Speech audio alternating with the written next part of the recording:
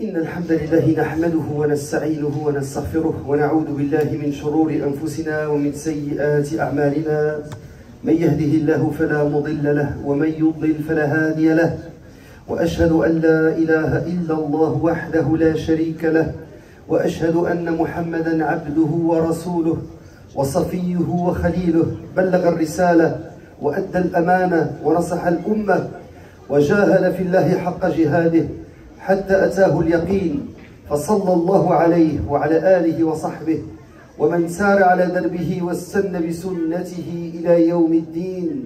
يا أيها الذين آمنوا اتقوا الله حق تقاته ولا تموتن إلا وأنتم مسلمون. يا أيها الناس اتقوا ربكم الذي خلقكم من نفس واحدة وخلق منها زوجها وبث منهما رجالا كثيرا ونساء، واتقوا الله الذي تساءلون به والأرحام إن الله كان عليكم رقيبا. يا أيها الذين آمنوا اتقوا الله وقولوا قولا سديدا يصلح لكم أعمالكم ويغفر لكم ذنوبكم، ومن يطع الله ورسوله فقد فاز فوزا عظيما. Mes chers frères et sœurs en islam, vous êtes les bienvenus pour cette 10e édition de Fuyez vers Allah. Et ce soir, nous allons parler de la réforme de l'individu par la sunna.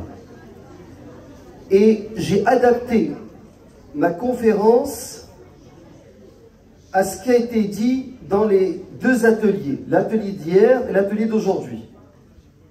Et lors des ateliers, les frères et les sœurs vous ont fait part de plusieurs obstacles qui empêchent la réforme de soi.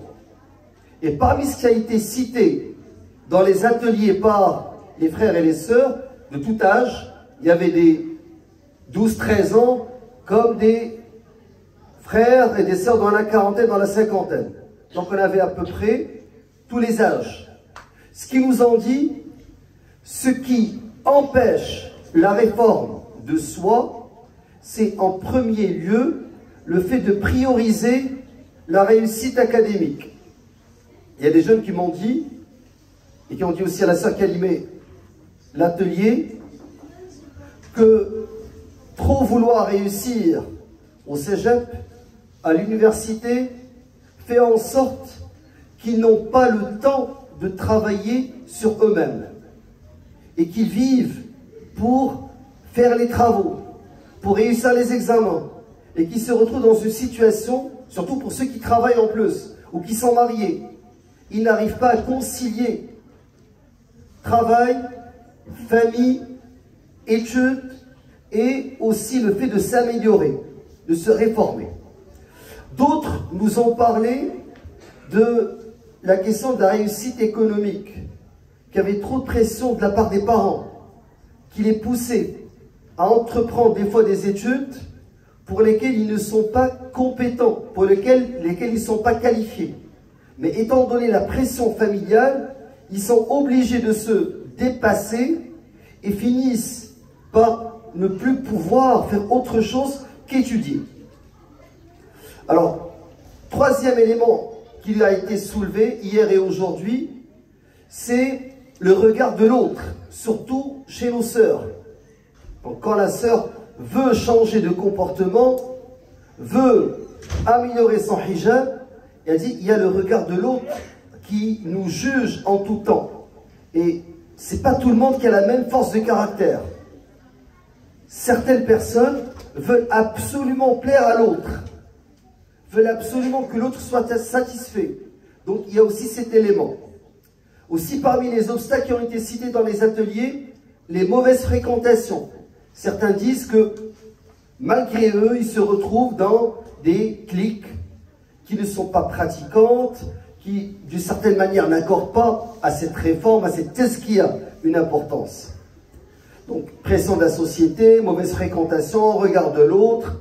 Il y a aussi certains qui ont dit qu'ils ne sont même pas conscients de leurs défauts, qui n'ont pas la science religieuse nécessaire et qui n'ont jamais fait d'introspection.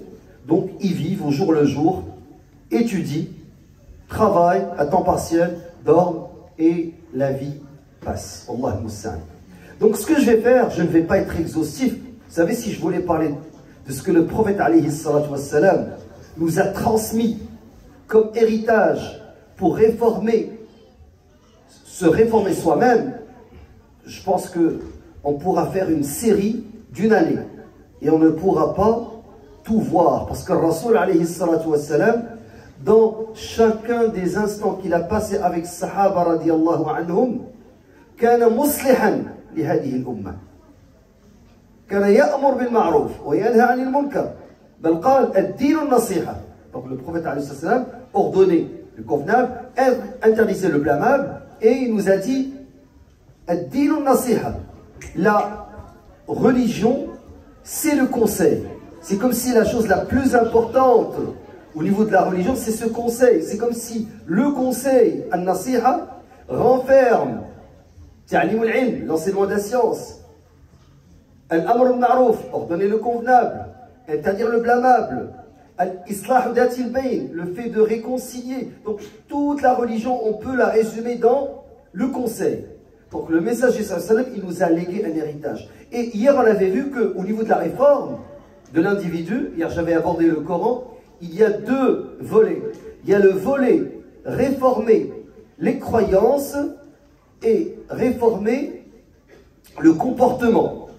Et un troisième que j'avais ajouté, c'est réformer le raisonnement. Par exemple, au niveau des croyances, vous savez que le prophète alayhi salatu wassalam a été envoyé à une société dans laquelle la superstition était très répandue. Et lorsque il a perdu son fils, sallallahu alayhi wa sallam, et il y a eu une éclipse, les gens ont dit, le ciel est triste pour la mort du fils du prophète alayhi salatu wa sallam. Et le messager leur a dit que ce n'était pas le cas. Et il a corrigé cette superstition. Il leur a dit que le soleil ou la lune ne vont pas s'éclipser pour la mort de qui que ce soit. N'importe quel charlatan, aurait saisi l'occasion pour leur dire, regardez, le soleil, le ciel est triste pour la mort de mon fils. Et il a corrigé cette superstition. Mais je ne pourrais pas couvrir tous les éléments de réforme qui se retrouvent dans le Sira al-Nabawiyya. Mais je vais essayer d'aborder rapidement ce que vous avez soulevé dans les ateliers. Le premier élément, plusieurs frères et sœurs nous ont dit qu'ils étaient absorbés par dunya, qu'ils vivaient dans une société de consommation où la réussite académique et la réussite économique est ce qui motive les gens à vivre. Leur raison de vivre, c'est se surpasser. C'est essayer d'atteindre un haut niveau des études, au niveau du travail, et cette pression fait en sorte qu'ils sont absorbés par dunya. Et ils n'ont pas le temps de se réformer. Il y a des frères, des sœurs qui nous ont dit que la vie ressemble à des travaux. Ils vont planifier leur session, leur année, sur la remise des travaux. Quand est-ce que je vais réviser? Attention, je ne dis pas, n'étudiez pas. L'homme, le serviteur, est encore inscrit à un doctorat à l'université, alors que mes enfants sont à l'université. Juste pour vous dire que l'imam Ahmed, imam al-Sunnah wal-Jama'a, disait « Min al-mahbara ila al-maqbara, min al-mahd ila al-lahd ». On l'a vu courir avec des jeunes pour apprendre. Ils lui ont dit « Imam, à ton âge, à ton statut », il leur a dit de al-mahbara, de l'encrier jusqu'au cimetière, jusqu'à la tombe. On ne va jamais arrêter d'apprendre. Donc, ne comprenez pas mon propos comme le fait de dissuader les uns et les autres d'aller à l'université. Au contraire, ce que je suis en train de parler, je parle de cette absence de conciliation, ce manque d'équilibre. Prioriser les études, prioriser, donner le travail. C'est comme le frère qui vient, les larmes aux yeux, il y a quelques jours, me voir dans mon bureau pour me dire « Mes enfants sont perdus. La police est venue chez moi, ils ont sorti de la chambre de ma fille telle chose et telle chose. Mon fils, il est arrêté. » Alors je dis « Ari, Aina Kunt, où est-ce que tu étais ?» Il m'a dit « Wallahi, je sors le matin travailler, je sors abattu, je viens, je fais une sieste. le temps d'aller boire un café, et la vie est passée. Je ne me rendais même pas compte que mes enfants qui avaient 15-16 ans étaient devenus des adultes. Pour moi, c'est des petits. Donc, Wasiyat Abu Darda radiallahu anhu. Le wasiyat qu'Abu Darda a reçu de Salman radiallahu anhu. Quand Salman radiallahu anhu est venu rendre visite à Abu Darda. Et Abu Darda était connu par son ascétisme et sa ibada. Et sa femme, avant que le hijab soit descendu, elle a dit, ton frère Abu Darda, il jeûne le jour et la nuit il prie. Alors il a remarqué ça. Et le conseil qu'il lui a donné, qui a été entériné par le prophète alayhi salatu wassalam, il lui a dit, inna li rabbika alayka haqqa, wa inna li ahlika alayka haqqa, wa inna li nafsika alayka haqqa, fa'a'ti kulla dhi haqqin haqqa. Donc, ton Seigneur a les droits sur toi. Et ta famille, ta femme, ta famille, ta parenté, a un droit sur toi. Et toi-même, ton âme a un droit sur toi. Accorde à chacun, tout à chacun, ses droits. Ça veut dire que quand tu planifies ta vie, il faudrait qu'il y ait du temps pour la dunya, parce que c'est avec cette dunya que tu vas nourrir ta famille, du temps que tu accordes à ta famille, du temps que tu accordes à ton Seigneur, et du temps que tu t'accordes à toi-même. Pour essayer d'atteindre cet équilibre, je sais que ce n'est pas facile, mais il faut le planifier. Maintenant, premier hadith du prophète rapporté par Anas ibn Malik radiallahu anhu. Hadith rapporté par l'imam Tirmidhi, déclaré authentique par Cheikh al-Albani. قال عليه الصلاة والسلام من كانت الآخرة همه جعل الله غناه في قلبه. Celui dont la préoccupation, ici préoccupation principale, et l'au-delà, Allah lui donnera la richesse du cœur. Il se sentira riche, même s'il n'a rien dans la poche. Les ulama, ils ont dit razaqahu Allah al-kifaya wal-qana'a qanna'ahu bima fi yadihi. Al-qana'a kanzun la yafna. Si regarde, tu te contentes de ce que tu as et tu vis heureux.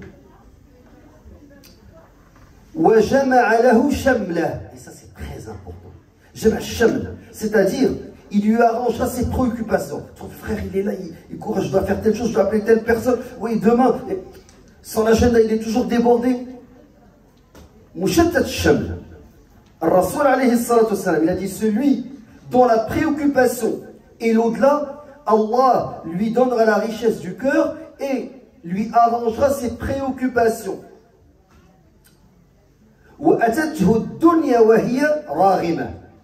Et la vie ici-bas viendra à lui en étant soumise. C'est pas lui qui court après le dunya. C'est Dunya qui court après lui. Les gens l'appellent Achim, est-ce que tu veux travailler? Non, pas cette semaine. J'ai un séminaire, j'ai une formation. Les gens lui courent après. Alors que d'autres, ils courent après le Dunya et subhanallah, ils ne sont jamais satisfaits. وأتته الدنيا وهي راغمة ومن كانت الدنيا همه جعل الله فقره بين عينيه. Et celui dont la principale préoccupation est la vie ici-bas, Allah placera la pauvreté devant ses yeux. Toujours il dit, je vais manquer de quelque chose, je vais perdre mon argent, je serai pauvre. Et ça c'est catastrophique. C'est-à-dire que Allah va l'éparpiller. Ses préoccupations seront éparpillées. Il ne pourra pas, comme disent ici les Québécois, focuser. Il ne pourra pas se concentrer sur une chose. Il y aura 10 000 choses à faire à la fois et puis il va tout mal faire en fin de compte. Donc,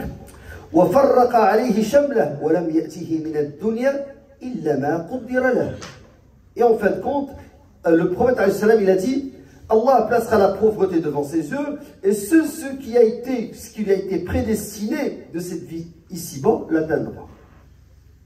Le hadith azim. Ce hadith, il nous explique qu'il faut absolument qu'il y ait un équilibre entre le dunya et l'akhirah. Et que si la personne, parce que regardez, on vit dans une société capitaliste, un système pas seulement libéral, néolibéral. Donc capitaliste, le capital est au centre des préoccupations des gens. Ici, les gens basent ce qu'ils ont dans leur compte bancaire. Ce n'est pas une société qui est fondée sur la vertu ou sur la morale ou sur l'éthique. Dunya, money. Donc les gens ils pensent qu'à ça. Du matin au soir ils courent après le dollar. Donc si tu deviens comme ça, si tu deviens comme ces gens-là, ce hadith, wala hawla wala quwwata illa billah, s'appliquera à toi. عن يحيى بن معاذ قال من كان غناه في كيسه, celui dans la richesse et dans sa bourse, لم يزل فقيرا, il sera toujours pauvre. ومن كان غناه في قلبه, et celui dans la richesse et dans son cœur, لم يزل غنيا, il sera toujours riche.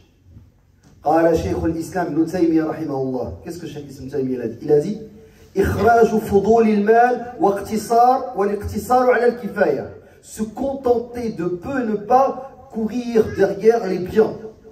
أفضل وأسلم وأفرغ للقلب, donc c'est meilleur et pour ton cœur aussi, parce que ton cœur n'aura pas plus de préoccupations. وأجمع للهم, et même au niveau des inquiétudes, tu n'auras pas 10 000 inquiétudes. وأنفع في الدنيا والآخرة. Regardez aujourd'hui, subhanallah, en Occident, il y a des gens qui te disent je préfère travailler 4 jours.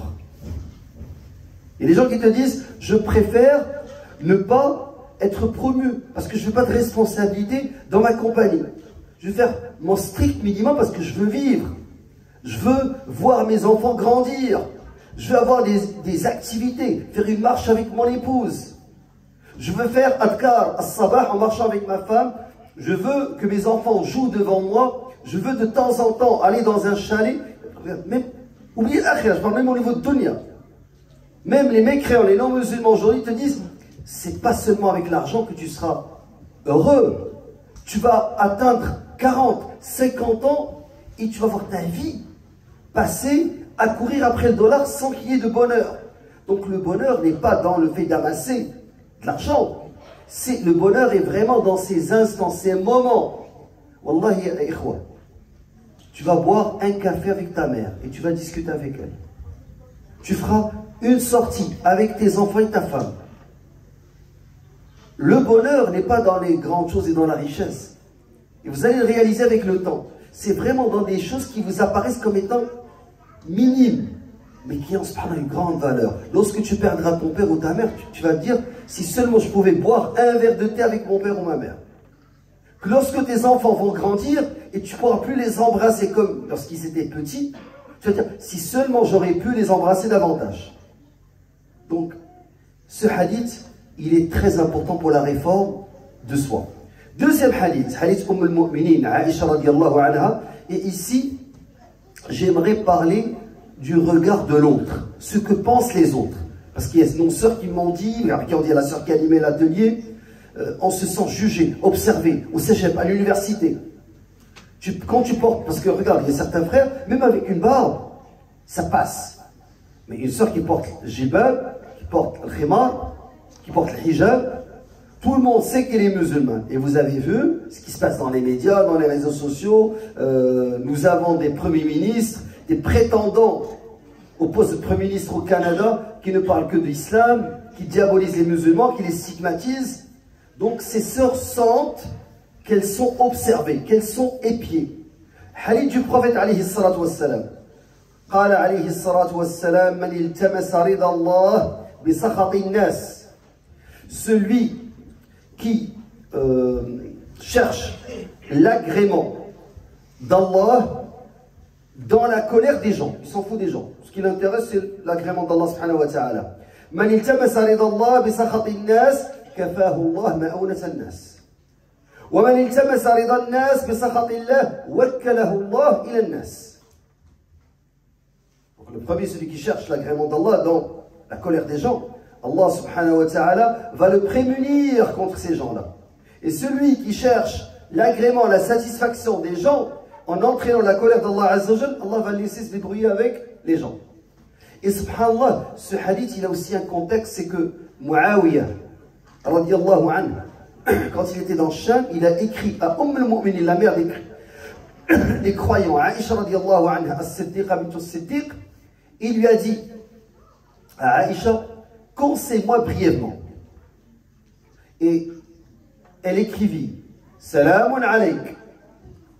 J'ai entendu le prophète sallallahu alayhi wa sallam dire, celui qui cherche l'agrément d'Allah dans la colère des gens, Allah sera satisfait de lui et rendra les gens satisfaits de lui. Et celui qui cherche l'agrément des gens dans la colère d'Allah, Allah sera en colère contre lui et rendra les gens en colère contre lui. Donc ce deuxième hadith, c'est pour parler de l'obstacle que les frères et les sœurs ont soulevé, le regard de l'autre. Ce que pense l'autre de moi. Troisième hadith, c'est parmi les obstacles à la réforme de soi, et moi je ne parle pas de la réforme au sein du couple, ni en ce qui a trait à l'éducation des enfants. Cheikh Hamza et Cheikh Saïd vont le faire. Je parle seulement de la réforme de soi à partir de l'ahadith ou sira, as-sunnah de Nabi alayhi salatu wassalam.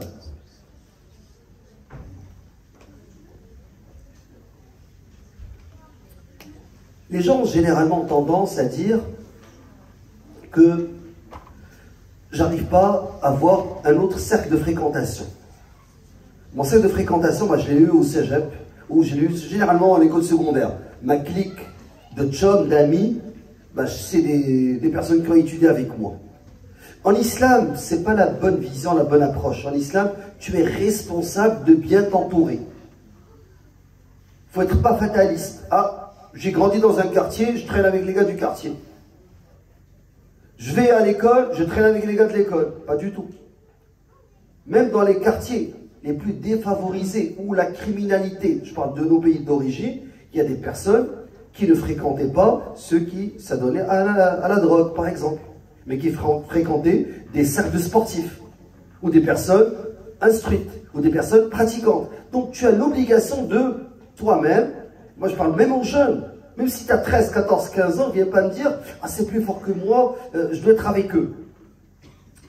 Al-Rasoul alayhi salatu wassalam a dit dans un hadith authentique rapporté par l'imam Bukhari et l'imam Muslim, ça c'est la version de l'imam Bukhari, قال alayhi salatu wassalam مثل الجليس الصالح, l'exemple du compagnon vertueux, والجليس السوء, et le mauvais compagnon, كمثل صاحب المسك وكير الحداد, ça c'est la version du Bukhari, rahmatullah alayhi. Donc, et ce compagnon vertueux et ce mauvais compagnon, c'est pareil au vendeur du muscle ou au forgeron. قال عليه الصلاة والسلام لا يعدبك من صاحب المسك إما تشتريه أو تجد ريحه وكيل الحداد يحرق بدنك أو ثوبك أو تجد منه ريحا خبيثة. Donc le prophète dans cette métaphore, cette belle métaphore, il nous dit l'exemple du compagnon vertueux et du mauvais compagnon est pareil au vendeur du muscle et au forgeron. Tu n'échapperas pas à l'une de ces situations. Il y a deux situations. Soit tu achèteras du vendeur du muscle, parce qu'il vend du parfum, soit tu sentiras une odeur agréable qui émanait de lui, de sa boutique. Quand tu rentres dans une boutique parfumée, tu sors avec le parfum. Vous savez, il y a des gens qui fréquentent des cafés où est-ce que les gens fument. Ils sortent avec des vêtements qui puent. Et en plus, moi, il y a quelqu'un de ma famille qui est mort d'un cancer du poumon, et cette personne n'a jamais fumé de sa vie. Fumée secondaire, qui est pire. Alors, et le prophète alayhi salatu wassalam a dit, quant au forgeron, soit il brûlera ton corps, soit il brûlera tes vêtements, soit tu sentiras une odeur désagréable émanant de lui. Donc, ce hadith, il détaille ce que le messager dit dans un autre hadith. Il dit Al-mar'u ala dini khalilih, falyanzur ahadukum man yukhalil. L'homme est à la religion de son ami. L'homme est à la religion de son ami. Que chacun de vous fasse attention à ses fréquentations. Donc, c'est une responsabilité individuelle. Viens pas me dire que c'est plus fort que moi. Non, tu as l'obligation de choisir tes fréquentations. L'imam al-Ghazali, il a dit, rahmatullah alayhi, fréquenter un homme plein d'entrain entraîne l'énergie et la vivacité. De même que fréquenter un ascète nous amène à être plus ascète dans ce bas monde. Il a dit, cela est dû au tempérament humain. Regardez, subhanallah, comment il parle de l'être humain. Il dit, l'être humain a la propension à vouloir imiter et à copier autrui. Parfois, sans même s'en rendre compte. Inconsciemment, il va adopter des phrases, des termes qui soient bons ou mauvais de l'autre, à force de le fréquenter. Et je dis inconsciemment. C'est comme certains jeunes, ils m'ont dit, en éduquant mon fils, je me rends compte que je répète les mêmes mots, termes que mon père disait. Donc, d'une certaine manière, les mauvaises fréquentations entraînent un changement de comportement. Alors, ce hadith du prophète, alayhi salam, aux frères et sœurs qui disaient hier que l'obstacle à la réforme de soi, c'était les mauvaises fréquentations, je vous dis, قال تعالى الأخلاء يومئذ بعضهم لبعض عدو إلا المتقين. Donc Allah dit dans Sourate Az-Zukhruf, le verset 67, les amis ce jour-là seront ennemis les uns des autres, excepté les pieux. Donc dans le dunya, il va t'influencer, dans l'akhirah, il sera ton ennemi.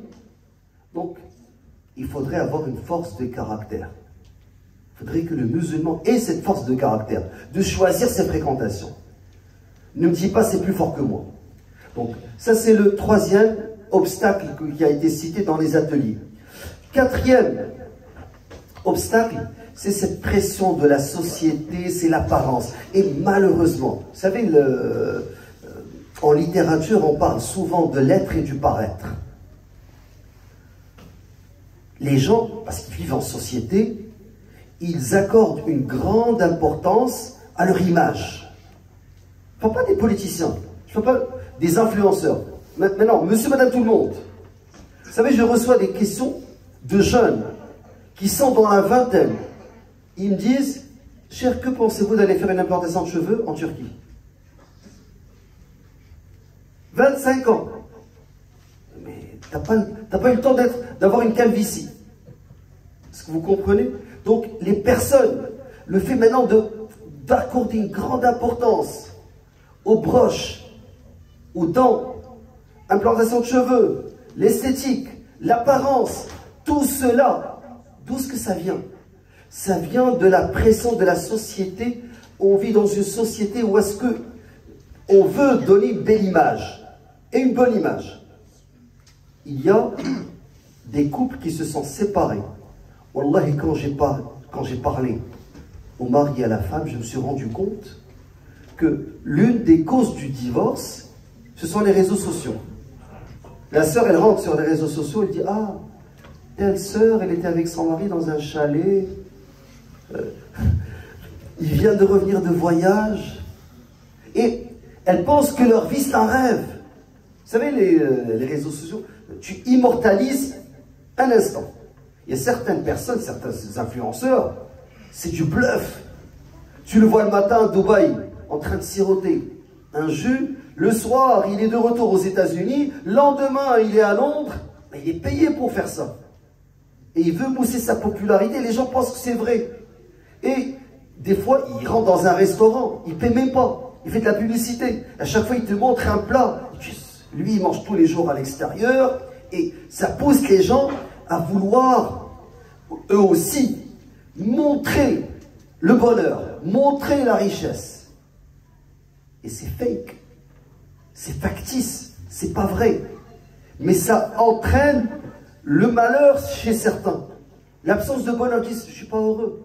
La femme, elle dit à son mari, c'est ça la vie avec toi. Parce qu'elle pense que la vie, c'est ce qui est dans les réseaux sociaux. Donc, j'aimerais ramener un hadith du prophète alayhi salatu wassalam. Subhanallah, ce hadith, chaque fois que je le lis, il me montre comment alayhi salatu wassalam, il jugeait les gens. عن سهل بن سعد الساعدي رضي الله عنه قال مر رجل على رسول الله صلى الله عليه وسلم. Donc un homme est passé à côté du prophète صلى الله عليه وسلم. فقال لرجل عنده جالس. Le messager a dit à l'un des compagnons qui était assis avec lui, ما رأيك في هذا? Que penses-tu de celui-là? فقال رجل من أشراف الناس. C'est un homme parmi les nobles. هذا والله حري إن خطب أن ينكح. Donc s'il vient demander la main de nos filles, ben on va lui accorder. C'est quelqu'un, c'est un noble. وإن شفع أن يشفع. Et s'il demande l'intercession, on va lui accorder l'intercession. S'il nous dit, est-ce que vous pouvez accorder telle chose à telle personne, on va bien sûr lui accorder l'intercession, étant donné son statut. Dans une autre version, il a dit, et s'il parle, on l'écoute. Donc même le fait d'écouter. Vous savez, les riches, les nobles, s'ils font une blague idiote, les gens rient. Dernièrement, j'ai vu une vidéo où est-ce que Adoullah Bachar al-Assad a réuni des grands savants. Puis il leur disait, vous savez, l'interprétation de l'islam des textes dans Usul Fiqh, et ils prenaient des notes. Vous savez, des PhD, Usul Fiqh, ulama, assis avec cet ignare, et ils prennent, ils prennent des notes de ce qu'il leur disait.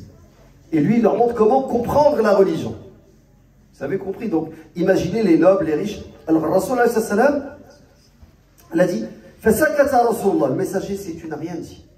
Un autre homme est passé à côté d'eux. Le messager a dit, que penses-tu de celui-là? Ça, c'est un homme parmi les pauvres. C'est un pauvre parmi les musulmans. S'il vient demander la main de nos filles, on ne lui accorde pas. Et s'il intercède, on ne va pas lui accorder l'intercession. Dans une autre version, et s'il parle, personne ne l'écoute. On le laisse parler seul.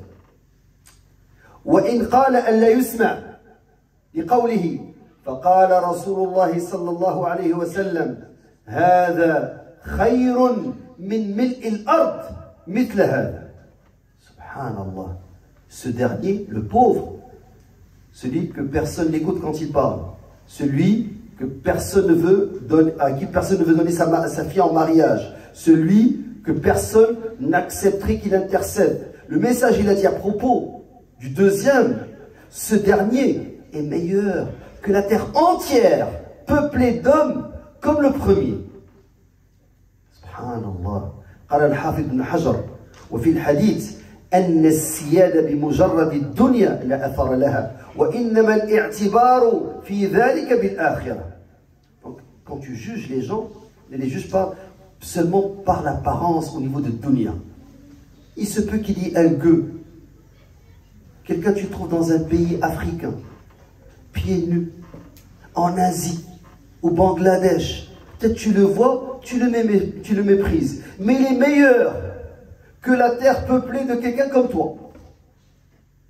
Allah ne regarde pas vos images, ni vos biens dans le hadith authentique. Mais Allah, subhanahu wa ta'ala, Allah, qu'est-ce qu'il regarde? Il regarde vos cœurs et vos actes. Donc, brièvement, j'ai essayé de prendre quelques exemples de la sunna du prophète alayhi salatu wassalam pour réfuter les obstacles qui ont été soulevés dans ces deux ateliers.